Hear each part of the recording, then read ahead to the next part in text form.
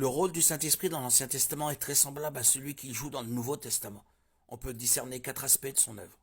Il nous régénère, il vient habiter en nous ou nous remplit. Il restreint notre nature pécheresse. Il nous rend capable de servir. On retrouve ces aspects dans l'Ancien comme dans le Nouveau Testament.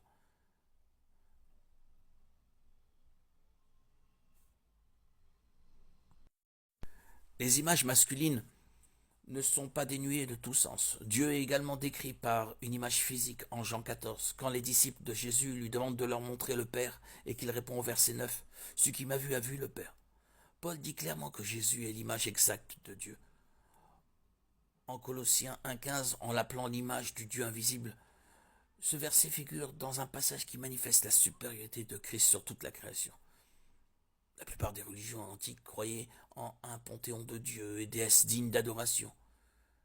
Mais le judéo-christianisme se distingue notamment par la croyance en un créateur suprême. Un vocabulaire masculin décrit mieux cette relation entre le créateur et la création, comme l'homme pénètre la femme depuis l'extérieur pour la rendre enceinte. Dieu a créé l'univers de l'extérieur plutôt que de lui donner naissance de l'intérieur.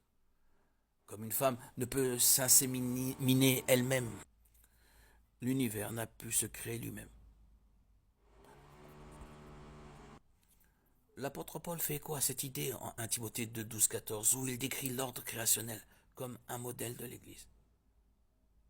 Quelle que soit l'explication théologique choisie, le fait est que Dieu emploie une terminologie exclusivement masculine et même des métaphores presque exclusivement masculines, en référence à lui-même. La Bible nous apprend à nous adresser à lui en termes relationnels masculins. Si le Saint-Esprit n'est d'essence ni masculine ni féminine, il nous est présenté au masculin en vertu de sa relation avec la création et la révélation biblique. L'idée que l'Esprit serait le membre féminin de la Trinité n'a absolument aucun fondement biblique.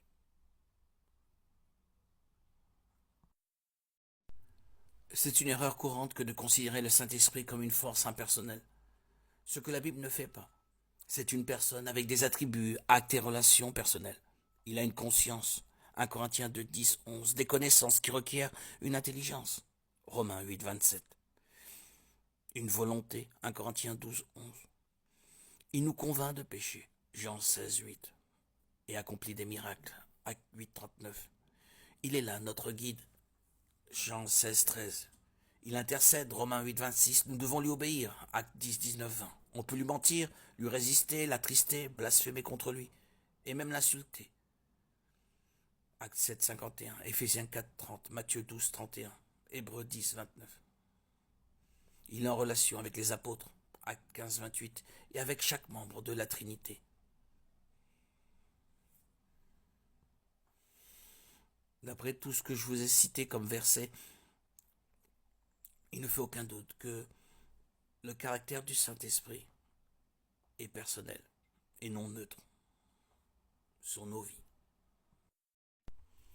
Quand Pierre a été interrogé par les autres apôtres, il a décrit ce signe comme une preuve de la direction de Dieu, et tous se mirent à célébrer la gloire de Dieu, en disant « Dieu a donc aussi accordé aux non-juifs la possibilité de changer d'attitude afin d'avoir la vie. » Acte 11, 18. Il les entendait parler en langue et célébrer la grandeur de Dieu. Acte 10, 45, 46.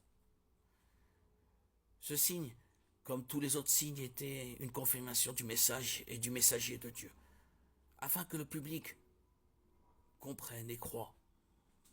Une fois le message confirmé, les signes cessaient. Nous n'avons pas forcément besoin de voir ces signes se reproduire dans nos vies aujourd'hui, mais nous avons besoin du même message de l'Évangile.